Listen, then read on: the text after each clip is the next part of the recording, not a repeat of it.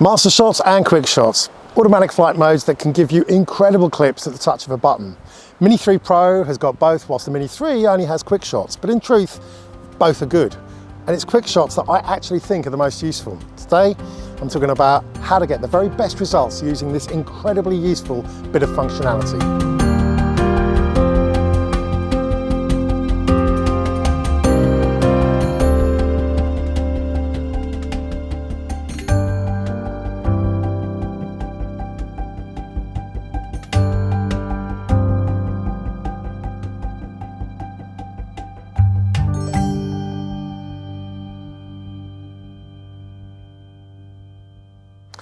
Hello from the snow mountains of the Lake District up here in Cumbria. I'm up here doing some winter camping in the van and getting some pretty spectacular winter hiking done as well. And of course, it is my faithful friend, the DJI Mini 3 Pro, that I'm always taking up into the mountains with me. And even in the extreme cold and wind, it's performed as fantastically as ever. I have to say, it just never ceases to amaze me how well it can film super stable video whilst battling high winds. And this trip up near Helvellyn was absolutely no exception. But it was up near the Honiston slate mine that I actually put both MasterShots and QuickShots through their paces. Now, I'll be honest, I'm normally a fan of flying manually, turning and filming as I see fit and keeping full control of the drone. But of course, this has got limitations, and it's no good if you want clips like these where you are the centre subject. So I had great fun getting some absolutely incredible shots up near the Honiston Pass. And when of course you've got two dogs that want to be the centre of attention, then you really do need to make full use of QuickShots.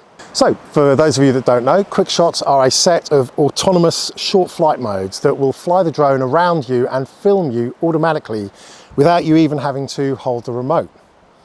You access them by the menu options on the right of the screen and then scrolling up or down to choose which particular quick shot or maneuver you want to use. You've got the Dronie, which is a nice simple reverse and rising shot where the drone flies backwards and lifts up, revealing everything around you. And then of course you've got the very similar rocket where it is literally just rising up vertically above you. You also have some circular variations where the drone will circle around you in either a perfect circle or it'll vary the distance and the height as you get with the Helix and the boomerang modes. And then you also have the Asteroid where it will take a series of pictures and stitches them together into a mini movie that turns your whole view into a mini world all around you. Now in truth, some of these are just a little bit of fun in my opinion, but some will actually give you truly incredible clips that would frankly be impossible to film manually if you were to be the centre subject.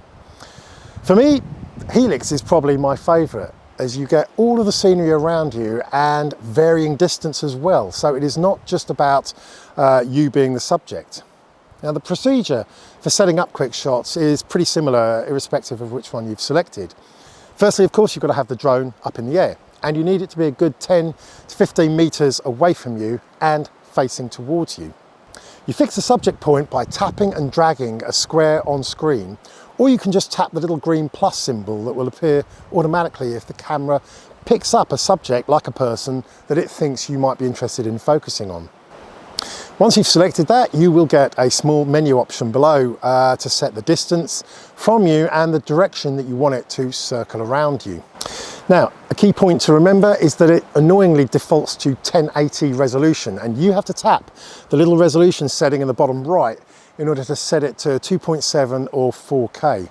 And also annoyingly, in my opinion, you can only select 30 frames per second. The other big point to remember, of course, is space. It will always be flying sideways or backwards, and you may not be looking at the drone itself, so you've got to be dead certain there are no obstacles or trees or buildings or anything in the way for it to crash into when it's completing the maneuver. Anyway, look, once it's set up, tap the green start button and you get an audible 3-second countdown, during which time, of course, you can put the remote control down. Then just let it do its thing and off you go. If the drone comes to a stop, it's probably lost focus of you, so then you check the remote and try again. Now, of course, the thing to remember with these is it's all about what you're trying to show. Remember where the drone and camera are going to end up at the end of the shot. With the circular ones, remember, you can always trim out the beginning, but you will always want to keep in mind where the camera slows down as it reveals the main view that you want to bring into show towards the end of the clip. So in this case, I actually need the drone starting off facing the way I want it to finish. So when I use the clip in editing, I trim the beginning out, giving us a dramatic sweeping view of the surrounds before it comes to a slow stop with the view that I want. The end point looking down the valley and showing off the other snowy mountain tops in this case. And this is what I meant by QuickShots being more useful than MasterShots. Just to recap, MasterShots are a fully automated collection of automatic maneuvers that include parts of the QuickShot maneuvers. So it will fly away from you and it will circle a little bit and it will do some straight down and then reveal shots as well. But the brutal truth is that I actually find MasterShots disappointingly blunt and disjointed, to be honest. I think it actually produces some very jerky camera work that I personally wouldn't have any use for. So whatever I end up using, I'm still going to have to do some editing afterwards, and that's why I actually think QuickShots are more useful, because you choose the exact maneuver you want, you set the parameter, and you get a complete smooth shot that you can make use of as you see fit.